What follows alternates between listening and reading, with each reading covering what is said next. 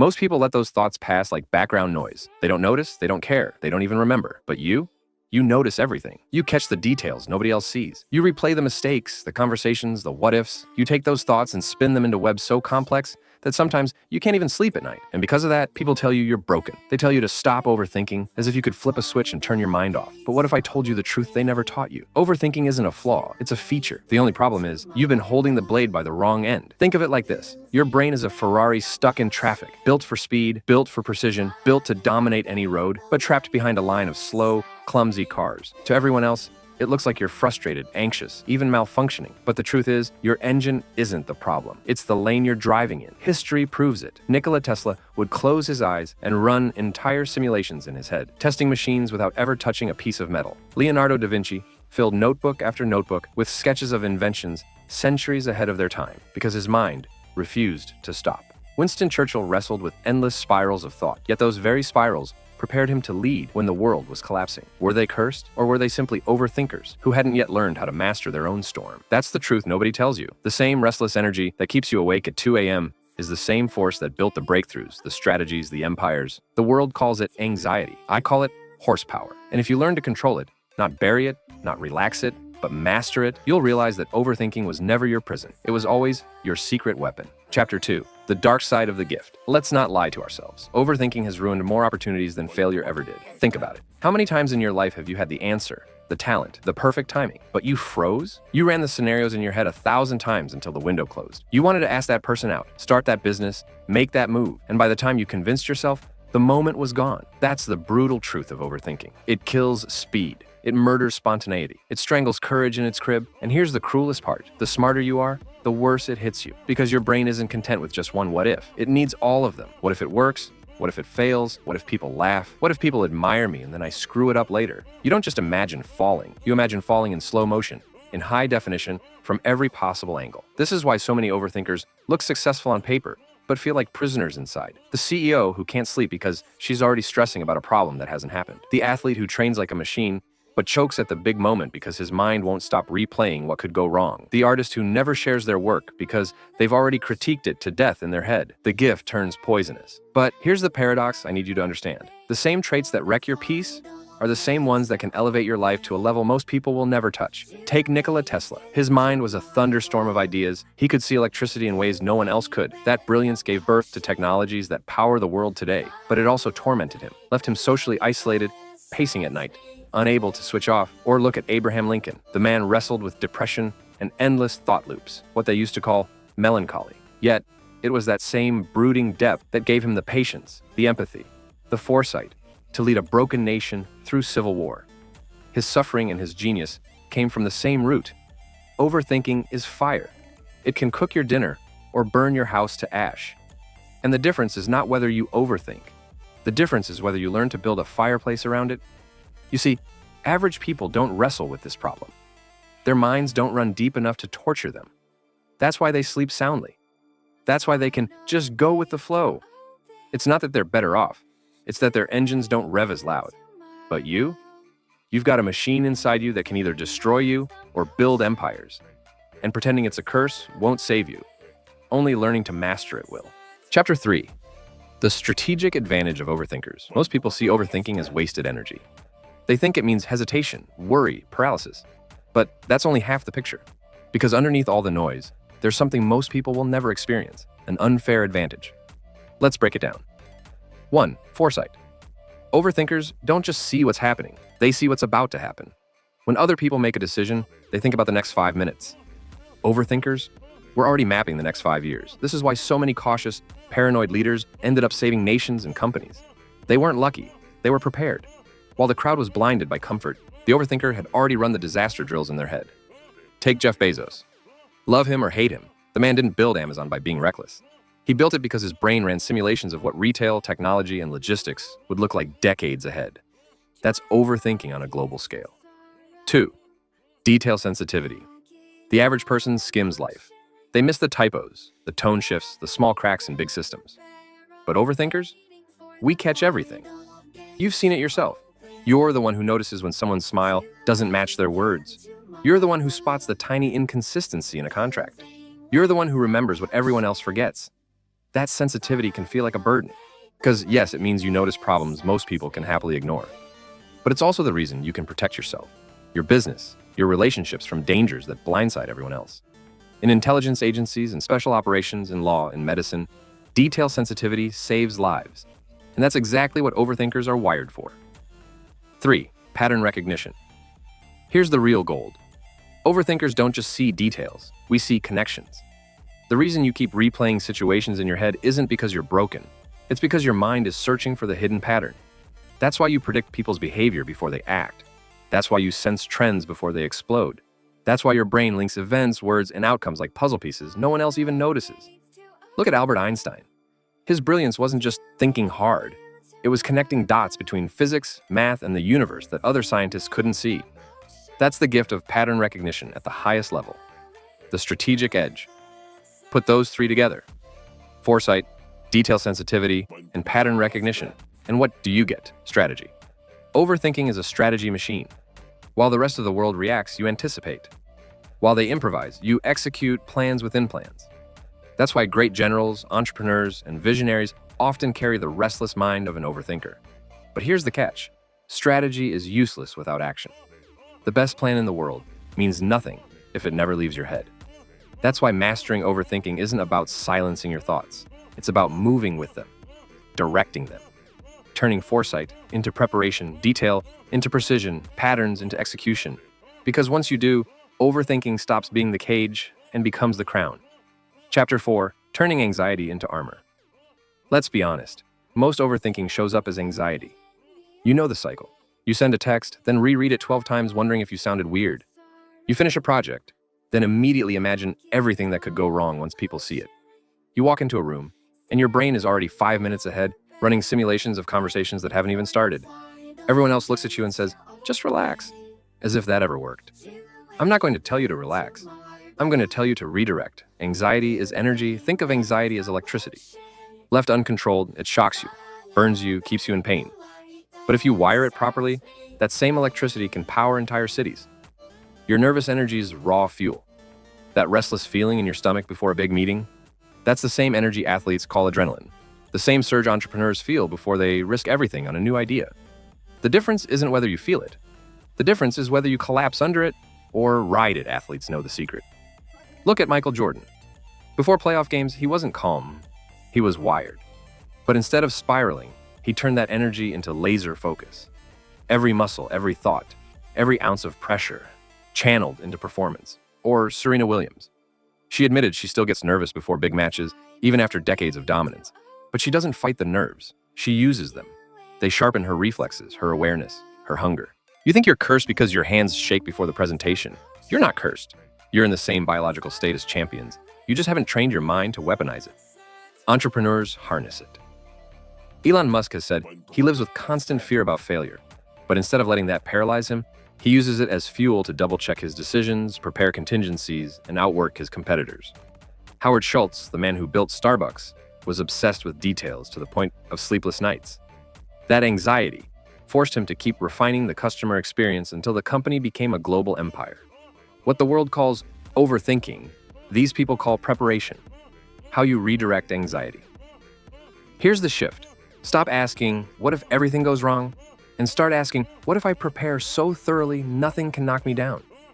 Instead of replaying mistakes as guilt, replay them as lessons. Instead of imagining failure as humiliation, imagine it as training. Instead of panicking about the unknown, get obsessed with stacking advantages until the unknown barely matters.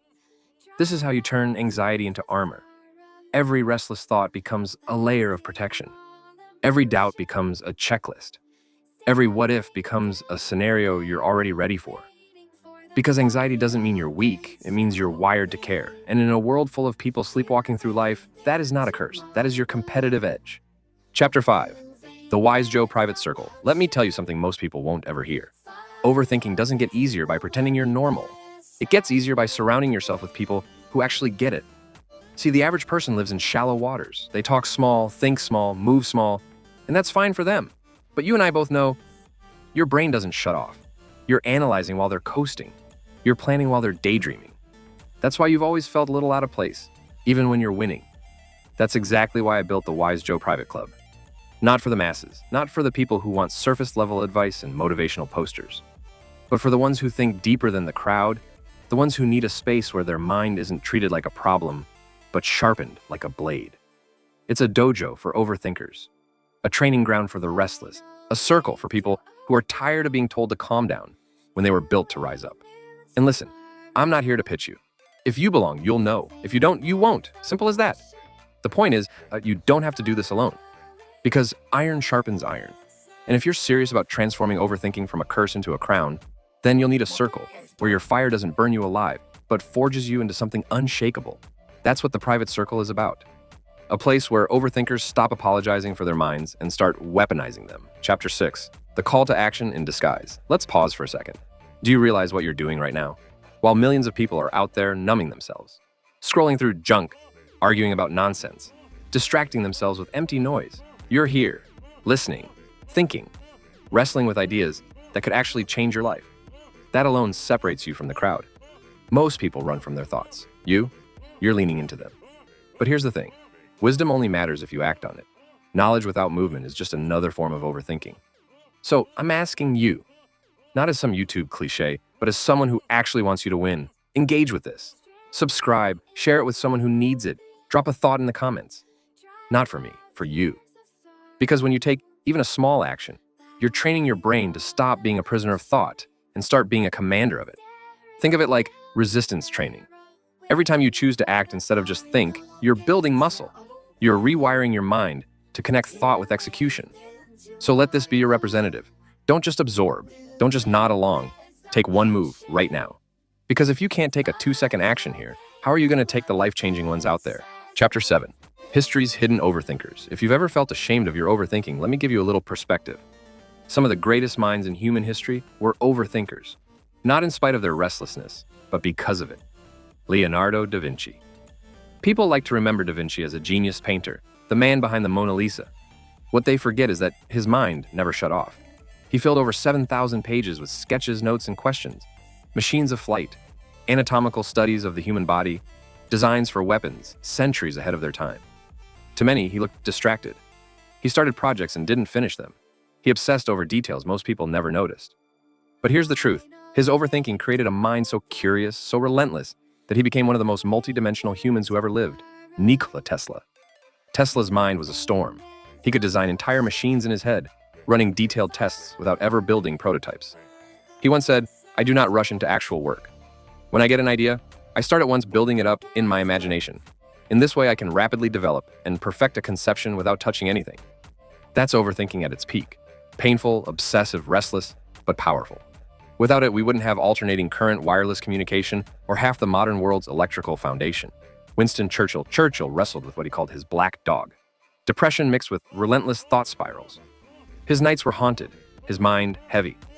But that same overthinking made him paranoid enough to prepare Britain for war when others still wanted to pretend peace was possible. He wasn't fearless, he wasn't calm, he was restless.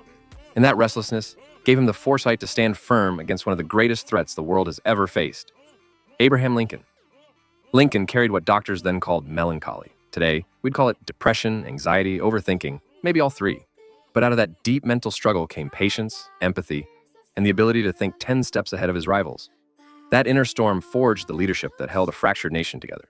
The pattern you can't ignore. Do you see the thread here? These weren't calm men. They weren't go-with-the-flow personalities. They weren't easygoing or carefree. They were restless, obsessive, constantly in their heads. And the world remembers them not because they overcame overthinking, but because they harnessed it. So the next time you curse yourself for thinking too much, remember, you're standing in the same river that carried some of the greatest humans in history. The question isn't whether your mind runs too fast. The question is whether you'll learn to steer it or let it drown you. Chapter 8, How to Master the Mind Storm. By now you know the truth. Overthinking isn't going away.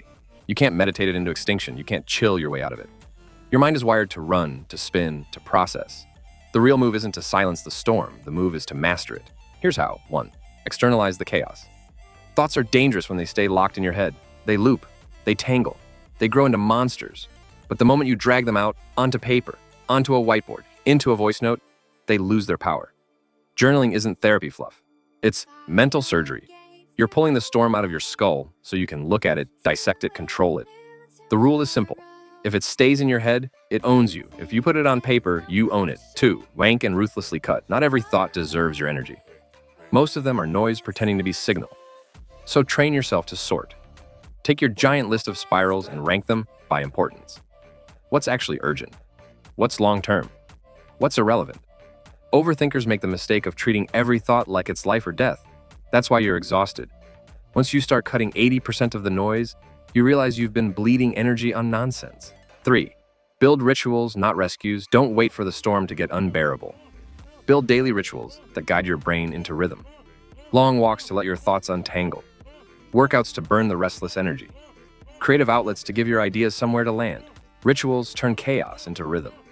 Without them, you'll keep waiting for a rescue that never comes. 4. Reframe the what if. The most common overthinking loop is simple. What if it goes wrong? Here's the trick. Don't fight the what if. Redirect it. What if I prepare so thoroughly, nothing can knock me down? What if this failure just makes me sharper? What if this risk is the exact move that changes my life? Same energy, different direction. That's the difference between anxiety and strategy. 5. Anchor to action. Here's the rule overthinkers must tattoo into their brain. Thoughts without action become poison. Every time you think something through, force yourself to anchor it to one move. An email, a step, a note, a conversation. It doesn't matter how small. The action is the antidote to the loop. Because the truth is, you'll never think your way into perfect clarity. You'll only act your way there. The mastery shift. When you master the storm, you stop being the prisoner of your brain and start becoming its commander. You go from running in circles to running in straight lines. You stop being someone who thinks too much and become someone who sees further than the rest. That's the difference between drowning in overthinking and ruling with it. Chapter 9. Speaking directly to you, let me cut through the noise for a second. I know you. I know what it feels like to lie awake at 2 a.m, replaying a sentence you said years ago. I know what it's like to delay a decision until the moment passes. Not because you're lazy, but because your brain won't stop running scenarios. I know the feeling of carrying a mind that refuses to rest, like a radio you can't switch off. And I'll tell you something nobody else has told you. You are not broken. You're not weak. You're not defective. You're not too much. You're carrying a weapon most people wouldn't even know how to touch. That's why you've always felt different. That's why you struggle to fit in. That's why the advice that works for others, just let it go, never works for you. Because you were never built to live on autopilot. You were built to notice more, feel more, calculate more. But here's the knife's edge. That same gift can either carve your future or cut you to pieces. Every sleepless night, every spiral, every overplayed memory. Those aren't proof that you're cursed. They're proof that you've got horsepower most people will never have. The real question is whether you'll keep spinning in the mud or whether you'll learn to aim that engine down the road. And let me make it clear. I'm not saying this to hype you up. I'm saying this because the world doesn't care about your potential. The world only responds to results. So you can keep telling yourself the story that you think too much, or you can take what you've been given and start building the kind of life only an overthinker could build. The choice is yours. Chapter 10. The final truth bomb. Here's the truth most people will never hear. The world doesn't punish overthinkers. The world punishes wasted potential. Your mind is already 10 moves ahead. You already see risks, patterns, possibilities other people are blind to. But if you never act, if all that brilliance stays locked in your head, then it rots. And you'll die with a brain full of blueprints nobody ever saw. That's the tragedy of most overthinkers. Not that they thought too much, but that they never turned those thoughts into motion. The sleepless nights, they mean nothing if you don't build with them. The detailed plans, they mean nothing if you don't execute them. The foresight, it means nothing if you don't have the courage to move before the crowd. The world doesn't need fewer overthinkers. It needs sharper ones. Overthinkers who act, overthinkers who build, overthinkers who turn restless thought into unstoppable reality. And that's the decision in front of you right now. You can either stay where you are, a prisoner of your own horsepower, or you can finally grab the wheel and drive. Because at the end of the day, overthinking isn't your curse, it's your superpower.